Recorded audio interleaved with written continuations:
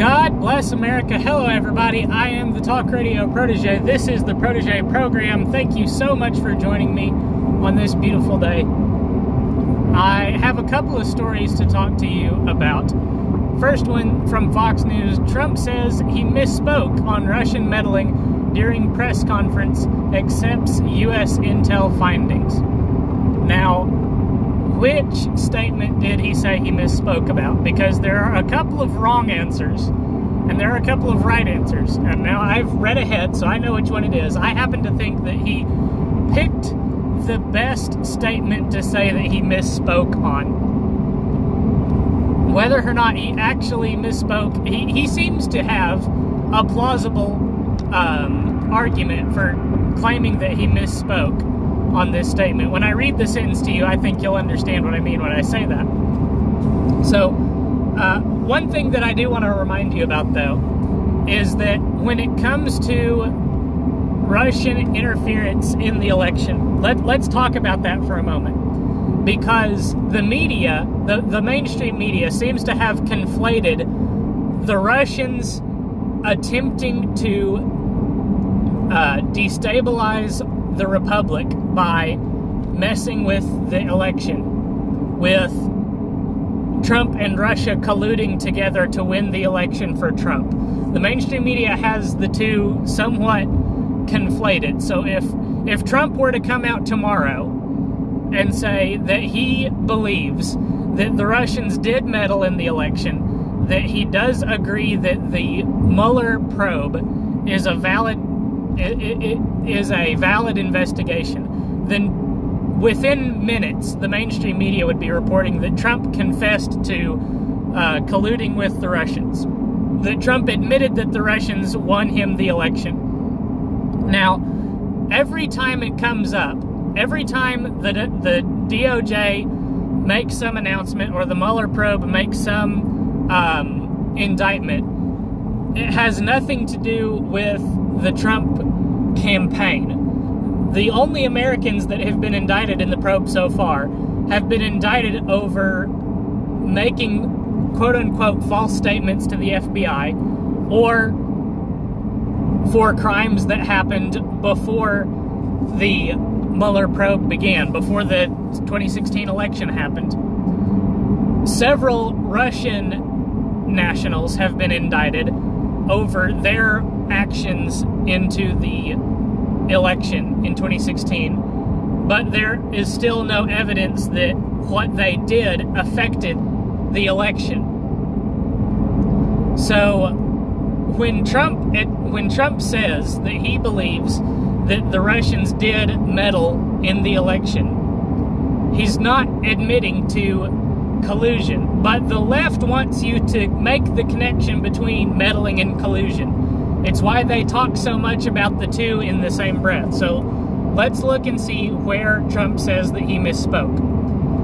The president clarified his remarks during a meeting with lawmakers at the White House. In Helsinki a day earlier, Trump said he doesn't see any reason why Trump would be behind Russia would be behind election meddling. Trump said Tuesday that he meant the opposite. He suggested he was surprised by the negative reaction. I came back and said, "What's going on? What's the big deal?" Trump said, adding that he reviewed the transcript and realized that there is some need for clarification. The president told reporters that he meant to say that he doesn't see why Russia wouldn't be responsible. In other words, it would have made more sense if Trump had said, "I wouldn't be surprised if Russia did meddle in the election."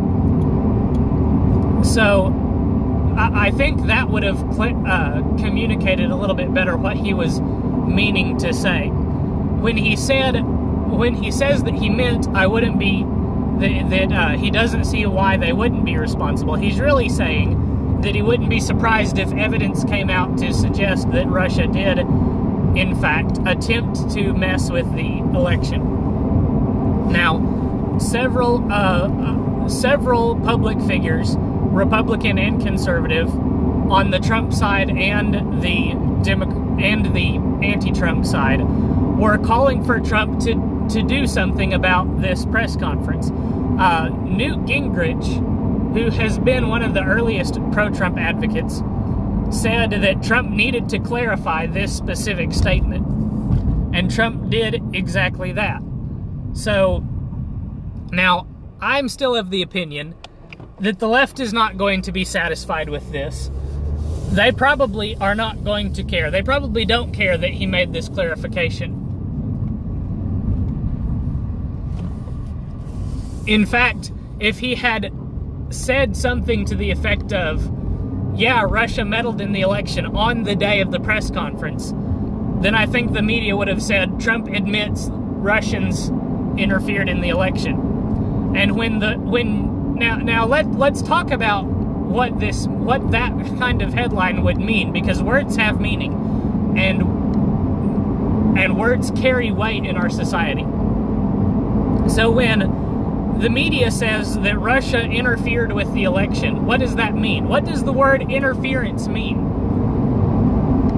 Because in every other way that we talk about interference, we mean that there was action taken that had a measurable effect. That's what we mean when we say interference. The most common usage of interference is in American football. Pass interference. Whenever a referee throws a flag and says that there was pass interference on this play, he means that the defender illegally stopped the receiver from receiving the football. Now, the defender is allowed to do other things that interfere with the pass that are legal. The defender is allowed to touch the ball. The defender is allowed to hit the receiver after he has touched the ball. The defender is not allowed to touch the receiver before he touches the ball. That's illegal pass interference. So what would Russia do that would be illegal election interference? Because now I think that interference in a foreign election is frowned upon generally. Nobody likes it when Russia messes with our election. Nobody in Israel probably liked it when the U.S. messed with their elections. You know, the conservatives slammed Obama for interfering with the election in Israel when they tried to get Netanyahu's opponent elected.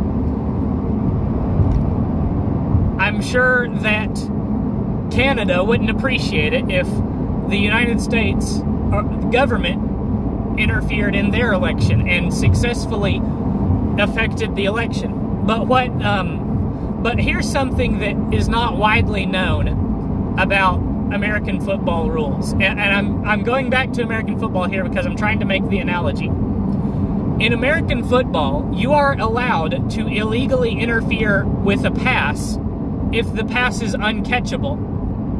Not a lot of people know this. If the quarterback throws a football in the general direction of a receiver, and it is physically impossible for the receiver to legally catch the ball, then the defender is allowed to do things that would illegally interfere with the player, with the catch, with the pass. This is called the rationale behind allowing illegal pass interference in that specific scenario is that no advantage was gained by illegally interfering with the pass. And I know that this isn't authoritative. This is just what's the word that I'm looking? Anecdotal. I did some refereeing for a flag football program when I was in college, and one thing that they stressed to us is that if by doing something that is illegal doesn't gain you an advantage, then it's not illegal. Okay? The spirit of making a action illegal is that by doing the thing, you're getting an advantage that the spirit of the game doesn't want you to have. So if you do something that is technically against the rules of the game, but you don't get an advantage, then there's no penalty for doing that. So when the Russians interfered in the 2016 U.S. election, and we have no evidence that they gained an advantage, that anything was affected, that a vote was affected, that a vote count was changed, then there was no advantage gained. So there's no point in chasing so relentlessly this Russian interference, except to find out that they did, so that we could chastise the Russians over their election interference. And I spent a lot more time talking about that than I meant to. What I wanted to point out with this story is that Trump didn't backpedal on anything of tremendous substance. The only place that he did backpedal was on the place that his allies were telling him, dude, you need to say something about this. This was clearly the wrong thing to say. And he did that. He backpedaled. He said that he had a slip of the mouth. And if we're giving the president the benefit of the doubt, which I would like to do, then I would be... Then I don't think that it's unreasonable to say, okay, yeah, it was just a... what's the word? A slip of the tongue. He simply said the wrong word. Would and wouldn't. There's not a lot of difference there between those two words, except for in meaning. They're totally opposites. But you can expect that a slip of the tongue would result in you saying one when you meant to say the other. So I'm perfectly willing to give the president the benefit of the doubt and accept that he did, in fact, misspeak, and he didn't mean to say something that was treasonous. I don't think that doubting the intelligence community is ground for a treason conviction, like Brennan has said the day of the conference. But I don't think that this was as big a deal as people were making it out to be. But I think that it is a good thing that the president did backpedal on that statement a little bit. Again, I spent way too much time talking about that. I want to spend the rest of our time for this video talking about this column from the Patriot Post. GOP's reversal on forcing ICE vote is a mistake. And this is indicative of something that Republicans have a problem with, and that is pressing the advantage. Republicans fall for this rhetoric of making nice after winning an election, of not capitalizing on the advantage that we now have. So there were a lot of Democrats and progressives and socialists that were calling for the abolishment of ICE in the wake of all of the stuff going on with those pictures that were circulating with the family separation. That's sort of faded out of the public consciousness in recent days. But there was a lot of demand for ICE to be abolished from the left. And so House Republicans said, all right, you want to abolish ICE? We'll give you the chance to vote on your bill. We'll put your bill on the floor, and you can vote in favor of abolishing ICE. Well, after they put that bill to the floor, a lot of House Democrats came out and said, no, we don't want to vote on this bill. Please don't make us vote on this bill. It's kind of the Brer Rabbit situation. Please don't throw me in the briar patch. It would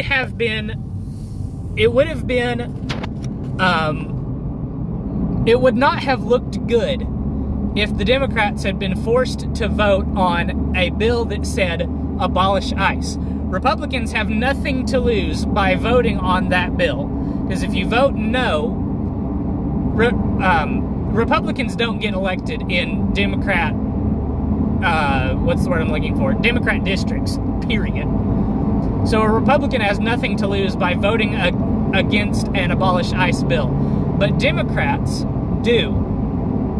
Because if a Democrat votes for abolishing ICE, then they drive away all of the independents that are voting for them, or all of the swing voters that are voting for them. Because abolishing ICE is a fringe left proposal. But any Democrat that votes to not abolish ICE drives away their core voters, because the core of the Democrat Party right now is very socialist. It's as I've been telling you, the next generation of Democrat voters wants to vote for an open socialist. It's why Ocasio-Cortez won in that New York district just recently. So Democrats have a lot to lose by going on record voting for or against abolishing ICE. They vote to abolish ICE and they drive away moderate voters. They vote against abolishing ICE and they drive away their core voters. So it would have been very, very bad for the Democrats to vote on abolishing ICE. And what did the Republicans do? What did Speaker Ryan do? He backed down. They backed off of the issue. They backed off of the bill. House GOP leaders have scrapped a floor vote on a Democratic measure calling for the abolishment of U.S. Immigration and Customs Enforcement. Instead, the House will vote Wednesday on a resolution authored by Representative Clay Higgins to support ICE. Now, what's wrong with voting on a bill to support ICE? There's nothing wrong with voting on a bill to support ICE. But here's the thing. If this bill impacts the budget, which it is likely to do, that you can't throw a rock in Washington, D.C. and not affect the budget. So it's not going to pass the Senate if it is going to affect the budget, because in the Senate you need 60 votes to pass anything that's going to affect the budget. So in that case, the Democrats in the House have nothing to lose if they vote down, or if they vote against a measure that supports ICE. Because you can spin support for ICE in any number of ways that is going to placate swing voters. And of course, voting against ICE is what your core base wants you to do. But in the Senate, Democrats are going to vote against this kind of measure. It's going to fail 49 to 51 if it affects the budget. If it doesn't, it will succeed. But I'm just assuming that it's going to affect the budget. So there's not any real victory to be had over this kind of measure. Because if it meaningfully supports ICE, then it's going to affect the budget and it's not going to pass the Senate. If it doesn't affect the budget, then it doesn't do really much of anything in terms of meaningfully supporting ICE. And there's no point in passing it through the House and the Senate.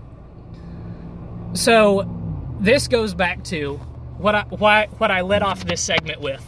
Republicans have a chronic problem when it comes to pressing the advantage, when it comes to playing not to lose. Going back to the sports analogy, when you're ahead in a sporting event, be that football, basketball, baseball, anything. I think football and basketball are better analogies than baseball. But when you're ahead, you can play to win or you can play to not lose. And one of the two things is typically the better strategy. Because when you play to win, you're going to continue to do things that increase your advantage over the other team. When you play to win in basketball, you continue to take high percentage shots that are likely to score you points. When you play to win in basketball, you play high pressure defense and you don't allow your opponent to have any easy shots. You don't if your opponent breaks down your defense, you don't just fall back and say, don't foul, just let them score, we'll get the ball back and we'll hold the ball for 35 seconds. You force your opponent to take difficult shots. You play just as hard when you're ahead as you were when the game just started. That's how you play to win. When you play to not lose, then it's like I said, you hold the ball for 35 seconds and then whoever has the ball at the end of 35 seconds shoots. When you're on defense, you play lackadaisical defense. And if your opponent breaks through your defense, you say, let them have the easy shot, just don't foul. And when you play to not lose, you tend to lose the game more often than when you play to win. Because when you're playing to lose, you're not doing anything to press the advantage. And what the Republicans have a bad habit of doing in Congress is they play to not lose rather than play to win. The Republicans could have played to win by forcing Democrats to vote on abolishing ICE or not abolishing ICE. It wasn't going to go anywhere in the Senate because Republicans are not going to vote on abolishing ICE. So even if you passed it in the Senate, it could go to the Senate. Even if you passed it in the House, it could go over to the Senate, and then it would be in McConnell's hands. And he could choose to put it to the floor or not. And I think that the Senate would stand to gain from voting on abolishing ICE. Because, again, Republicans are not going to do it. And Democrats have to then make a choice of whether they want to alienate their base or alienate the moderate voters. So, it's as the writer of the column here says. McCarthy stated, "What I found so interesting is the Democrats introduced a bill to abolish ICE. We gave them an opportunity, and they say they don't want to vote for it." The writer then goes on to say, which is exactly why Republicans should have forced a vote. Ashley Strong, spokeswoman for Speaker Ryan, declared, after being called on their bluff, Democrats ran scared from their own bill. Democrats will now have the chance to stand with the majority of Americans who support ICE. But they can always go to their constituents now and say whatever they have to keep the constituents. If the Democrats had been forced to vote on the bill, then they would have gone to whatever part of the constituents they'd alienated, and they could say whatever they wanted, but it would be on record that they voted a specific way. That's why a record on Capitol Hill of voting a specific way is so important to re-election, because if you go to your constituents and you've got a challenger and he says that he is better at doing what you do, you can point to your record and say, look, every time X election issue comes up, I vote the way you want me to vote. And this other guy doesn't have a record of doing that. Therefore, it's safer to vote for me. And people tend to pick safer options. If the situation is not in a crisis, people pick the safer option. And congressional elections are typically, non-crisis situations. Pick the safer option situations. So when it comes to the Democrats and who and how they voted on this measure, it would have been much more advantageous to force them to vote on it. But Republicans don't press the advantage. That's something that I would love to see. It's kind of like on my dream list of Republican candidates that go to Congress. Are they going to press the advantage? Are they going to vote according to my values, and are they going to press the advantage? If they're going to vote if they're not going to vote for according to my values, then I don't want them to press the advantage, because they'll do it the wrong way. So they have to be voting my values, and I want them to press the advantage. I want somebody to go into Congress and make Democrats cast the difficult votes. I want them to go to Congress and force the right bills, the difficult bills, to the floor so that we can have votes, so that we can get people on record. I kind of rambled there for a little bit, so I hope nevertheless that you enjoyed. Leave a like if you did. Hit subscribe and hit the bell for notifications so that you don't miss future videos. Let me know what your thoughts are in the comments down below, and I hope that you'll come back and join me for the next video. Thank you so much for watching. Until then, good night, and God bless.